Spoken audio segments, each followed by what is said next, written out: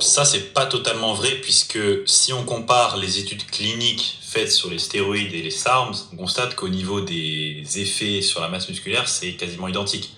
Puisque dans les études cliniques sur les stéroïdes, on va pas utiliser des dosages de bodybuilder. Déjà, faudrait se poser la question de quelles études sérieuses il parle.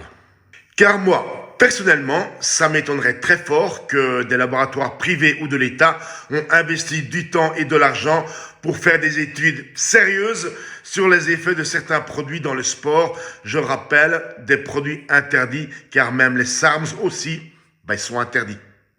Mais ça, c'était une petite parenthèse, ce n'est pas là que je vais en venir.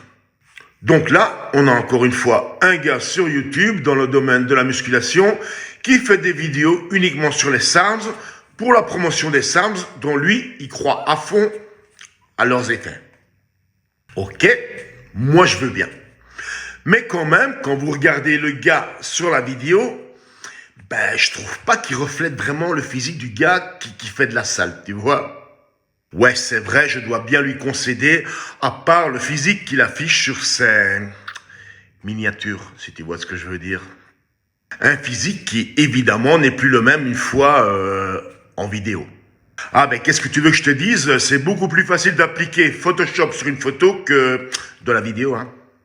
Alors que si tu fais de la musculation déjà à la base par passion, pas par effet de mode, que tu le fais bien et que tu as de la patience, t'as pas besoin de Photoshop. Donc, résumé de tout ça, une notion importante qu'il faut retenir, la musculation YouTube et la musculation des salles, des vraies salles, c'est pas le même sport. Et pour terminer, je te rappelle quand même que la musculation, c'est une pratique. C'est à la salle que ça se passe, pas sur YouTube.